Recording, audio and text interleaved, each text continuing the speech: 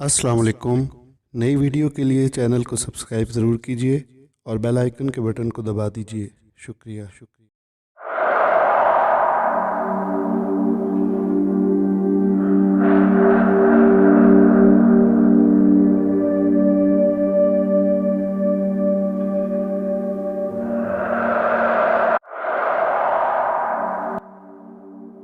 मशरिक़ में किसी भी त्यौहार का तसव्वुर मिठाई के बगैर अधूरा होता है।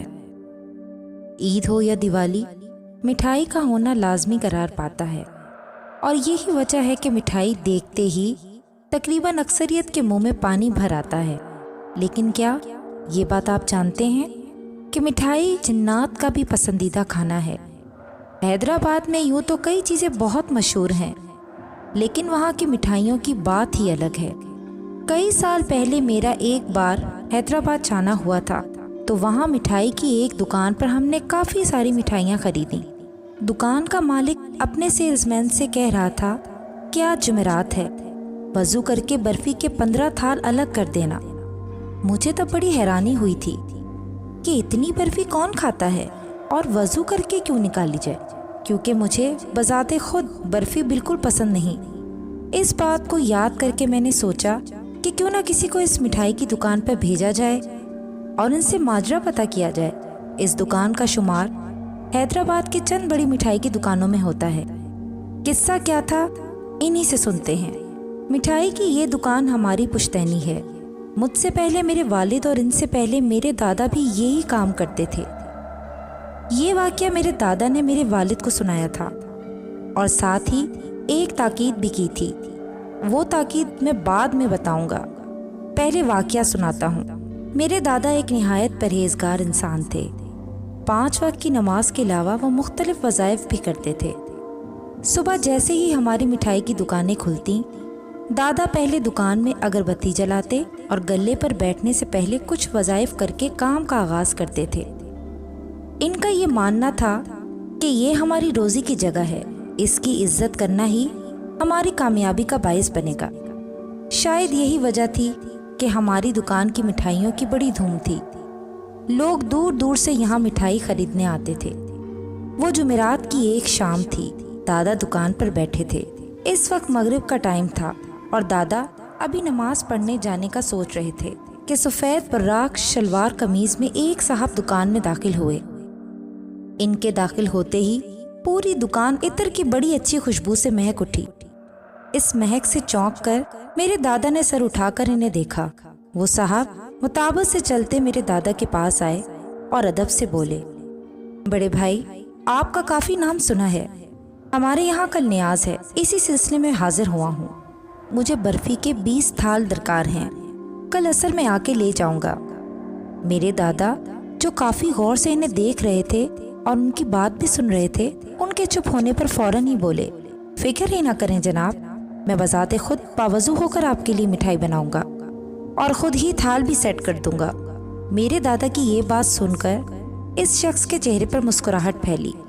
मैंने आपका जिक्र बिल्कुल सही सुना है, आप वाकई बाइल्म हैं। ये सुनकर मेरे दादा अदब से बोले, बस ये अल्लाह की इनायत है, ज़रे को आफताब बना देता है।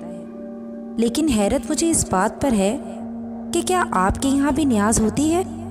इस पर इस शख्स ने जवाब दिया, अल्लाह तो हमारे भी है ना शेख साहब। ये सुनकर मेरे दादा ने अस्बात में सर हिलाया और कहा, आप कल असर के वक्त तशरीफ़ ले आइएगा, इंशाअल्लाह आपको शिकायत नहीं होगी।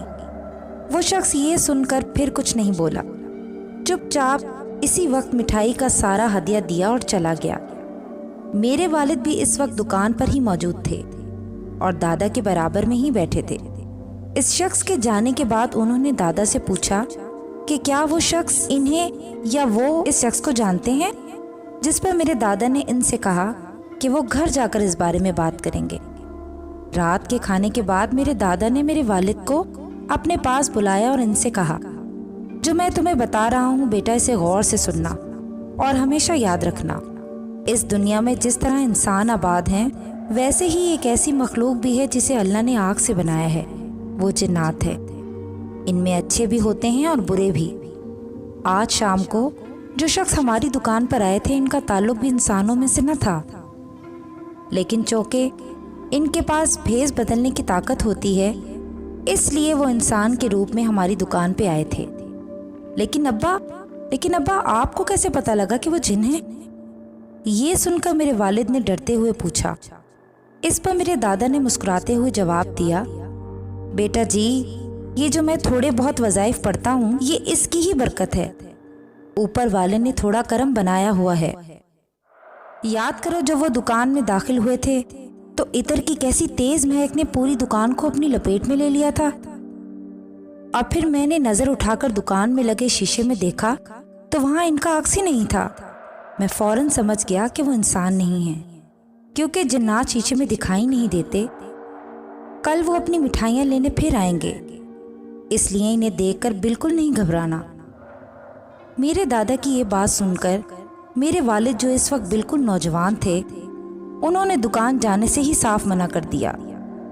ان کی بات سن کر دادا مسکرانے لگے اور کہا، ٹھیک ہے، جیسی تمہاری مرضی، لیکن چونکہ میرے بعد یہ دکان تم نے ہی سنبھالنی ہے تو ایک بات ہمیشہ یاد رکھنا کہ جب بھی یہاں یا کہیں بھی اپنی مٹھائی کی دکان بناؤ تو اس میں چاروں جانب شیشے ضرور لگوانا، تاکہ اگر قسمت سے کبھی تمہارے پاس ایسا ہی کوئی گاہک آئے تو تم ان سے اچھے سے بات کرو اور باوضو ہو کر ان کا کام کرو، وہ بھی اللہ والے ہوتے ہیں۔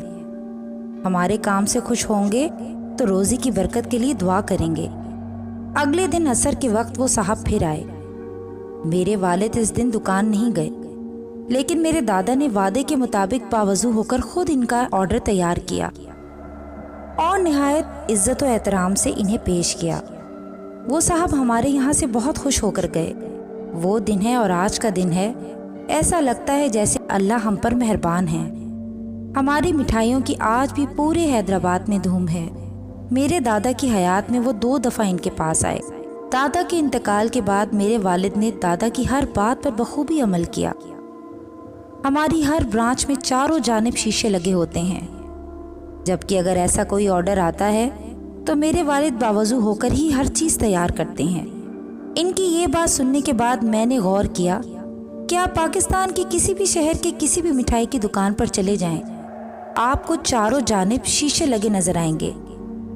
ان شیشوں کا ہونا ہر دکان کے لیے لازمی ہے۔ اس سے یہ بات سامنے آتی ہے کہ اس کاروبار سے منسلک افراد کو بھی بخوبی اس حقیقت کا علم ہوتا ہے، اسی لیے اپنے ان خاص گاہکوں کی پہچان کے لیے وہ یہی طریقہ اپناتے ہیں۔ اب اگر آپ کا کسی مٹھائی کی دکان پر جانا ہو تو اس بات کو نوٹ ضرور کیجئے گا، کیا پتہ آپ کے برابر ہی کوئی ایسا انسان کھڑا ہو جس کا شیشے میں دکھائی ہی نہ دے۔ تو دوستو، آج کی کہانی یقیناً آپ کو پسند آئی ہوگی۔ ہماری حوصلہ افزائی کے لیے ہمارے چینل ڈر کی دنیا کو سبسکرائب کیجیے، لائک کیجیے اور اپنے فرینڈز اینڈ فیملی ممبرز میں شیئر کیجیے۔ نیکسٹ سٹوری تک کے لیے اجازت دیجیے۔ اللہ حافظ۔